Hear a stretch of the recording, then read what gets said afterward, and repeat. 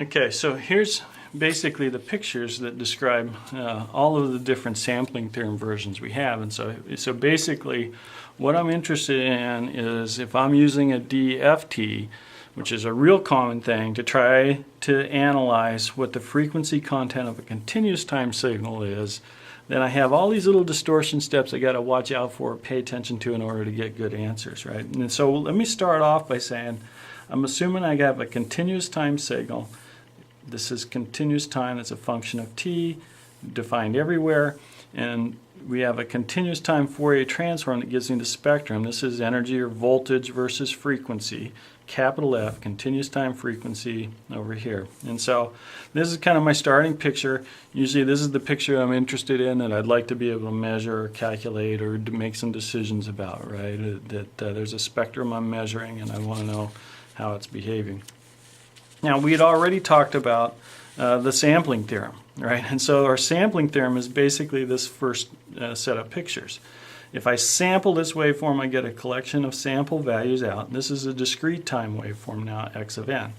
And we know if we sample fast enough, if this is finite bandwidth and I sample fast enough, I can always recover the original signal, and that's called Nyquist interpolation, right? So I can go from these samples and fill in the gaps and get that continuous curve back out. Now, once we get a discrete time waveform, we said I can calculate a discrete time Fourier transform, and I know exactly how this discrete time Fourier transform is related to my original spectrum.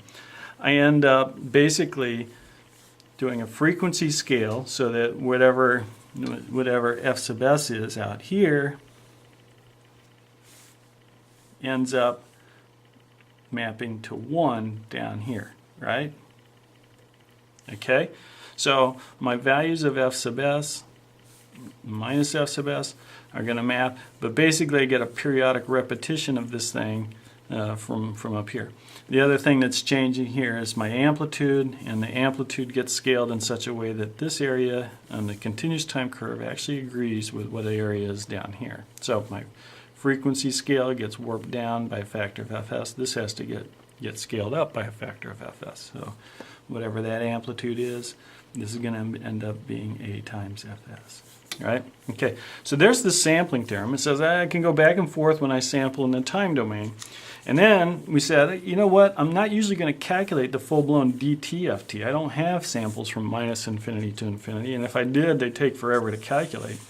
So I'm going to take these really two steps to get from this signal to its DTFT. And the first one is, I'm only going to pay attention to n samples total, right? So these indexes are going to go from index 0 out to my last one, index n minus 1, right? So if I window to n samples, that changes the spectrum of the signal I'm talking about. This signal is different than this one, right? And so I've just chopped off some signals and thrown away values, and that means this is going to change, right? And last time, in the last little segment, we said exactly how this is going to change. So this transform, after I've windowed, is related to this one, and the relation is, recall this, there's my windowed function, its transform is the actual DTFT convolved with this thing that looks like a sinc function, right? And so the result is, if I take this function and I convolve it with that thing that looks like a sinc function, I end up with some little artifacts. This gets smoothed out a little bit, right? You're going to see some ripples show up as you do that convolution. And those artifacts are kind of the thing that's changed between the DTFT of the original x of n and the DFT values that you're actually going to sample. When you calculate a DFT, you're actually sampling this transform, not that one, right? You're sampling the truncated waveform, the truncated waveform's DTFT. All right, so windowing is one step, and then my next step, this is my sampling theorem applied in the frequency domain. I sample in the frequency domain, and that's the value of x of k that I'm calculating when I use an FFT algorithm to evaluate the DFT. It's measuring this thing periodically. I'm going to measure a total of n samples.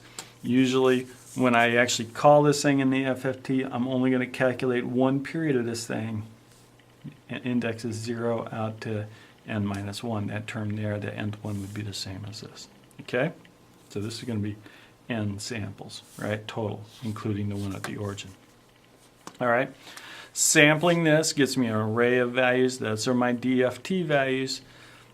There's a one-to-one relationship, and once I've got this finite block size, I can go back to the frequency domain. There's no loss in using the samples instead of the full-blown x of n, right? These samples, basically, there's a DFT. If I calculate the inverse transform of that, I get exactly this collection of samples. It's exactly the same as, exactly the same as this collection, right? So my inverse transform of my DFT is going to perfectly reproduce a little array of samples here, right? And those samples are the same as those samples, and those samples are the same as the original x of n, right? Okay, so there's no difference between dealing with that block of samples or the windowed block or the original group of samples or the original time domain signal. Those are all going to be the same. And the differences come out when I look outside of that block of samples. So when I do the inverse transform here, remember, here I windowed it out, I set all those outside samples to 0. If I look outside of that time window on that inverse transform, what I see is periodic extension. I see the same exact block of samples repeated again and repeated back here and so on, right? Okay, so that's kind of the punchline out of this is, you know, a lot of times we do calculations in the frequency domain. I'm going to deal with samples in the frequency domain rather than samples rather than the whole continuous function. Usually when I'm dealing with samples, I got to be dealing with a windowed version of the signal. I can't get away with sampling to start with. I'll distort the signal, right? Usually if I'm dealing with samples in the frequency domain, you have to understand the signal you're processing isn't the original x of n. It's not this one. It's not the windowed version. It's this periodic extension, right? It's where I've collected the samples and then I had them repeat every n samples. And so this is the signal that you're actually going to manipulate. And you can control kind of how these are related by choosing your block size on the DFT, right? So if I use a larger DFT, I can basically control what the period is on this periodic extension. And if I make the period large enough, usually I can get to any approximation I need to get to. So punchline there is, if you're using a DFT, you're really dealing with this signal here, right? This periodic extension. And yeah, at least for that little time window, it's the same as this windowed one. It's the same as the original sampled one. It is samples of your original continuous time signal. The values you're calculating here are the same as these values that transform in the windows, but there's some distortion between here and here due to that finite time extent. And that means there's some distortion between what you're calculating here and what the original continuous time signal was doing up here. Okay, so that's kind of the setup, and that should get you going for the next couple of lectures.